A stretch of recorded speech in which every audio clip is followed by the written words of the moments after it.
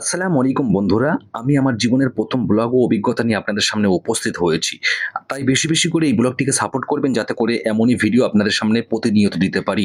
আমার ছোট্ট একটি ছাত্র আমাকে সকাল একটি ডাব দিয়ে গেছে। ডাবটিকে কাটলাম অনেকক্ষণ ধরে।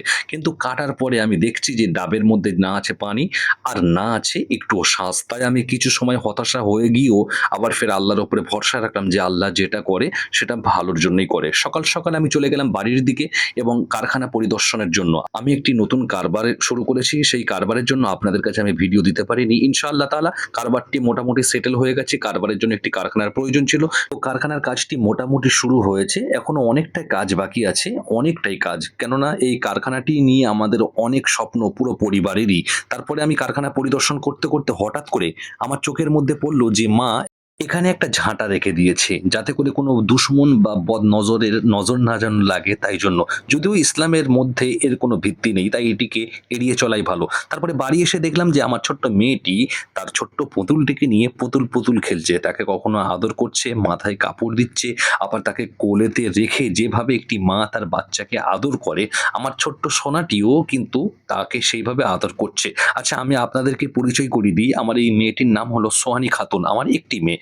তাই সে তাকে নিয়ে খুব যত্ন করে খেলছে। তারপরে মসজিদে আবার আসার পরে একটি কলমাখানির দাওয়াত ছিল। আমার সমস্ত ছাত্রদেরকে নিয়ে আমি সেখানে উপস্থিত হয়েছিলাম। যদিও এটি আমার মহল্লা নয়, আমার পাশের মহল্লায়। তাই দেখছেন আমার সমস্ত ছাত্ররা এখানে আগ্রহর সাথে তসবিদানা হাতে নিয়ে কলমাখানি করছে। তার সাথে আমার মুয়াজ্জিনও এখানে উপস্থিত আছে, আপনারা দেখতে পাচ্ছেন। তারপরে আমার ছোট ছাত্ররা যেমন আমাকে দেখে ভয় পাচ্ছে ঠিক তেমন আমার সাথে আনন্দও করছে। যাতে করে আমি ওদেরকে না বকাবকি করি আবার না আমাকে দেখে ওরা খুব বেশি ভয়ও করে। এদিকে ওরা খুব ধ্যান রেখেছে। যেমন লজ্জা করে তেমনটি আমাকে ভয়ও করে। তারপরে সন্ধে হতেই আমরা প্রত্যেক দিনের মতো আজকেরও মাগরিবের নামাজের পরে আমাদের পড়াশোনায় উপস্থিত হয়ে গিয়েছি। সমস্ত ছাত্রছাত্রীরা আমার কাছে পড়াশোনা করে, কেউ কায়দা পড়ে, কেউ কোরআন পড়ে। আবার এদের মধ্যে অনেক আছে কেউ সিনিয়র আবার কেউ জুনিয়র।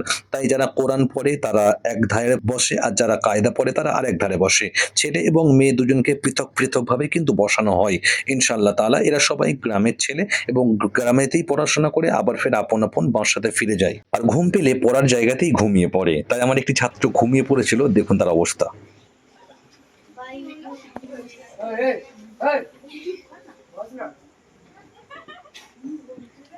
বাবা আহির, আসসালামু আলাইকুম।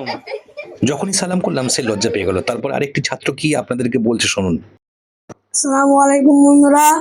তো আমার নাম হলো হাসিব শেখ। তো আপনারা এই চ্যানেলটি সাবস্ক্রাইব করে দেবেন। তো আমি বড় হয়ে ডাক্তার হব। তো যে এই চ্যানেলটি সাবস্ক্রাইব করবে তাকে আমি বিনামূল্যে চিকিৎসা করব। তো শুনতেই পেলেন আমার ছাত্রর মনের আবেগটি। তাই এদের জন্য দোয়া করবেন। আর আজকের ব্লগটি এই পর্যন্ত শেষ করলাম। দেখা হবে আবার নেক্সট কোনো ব্লগে। আসসালামু আলাইকুম।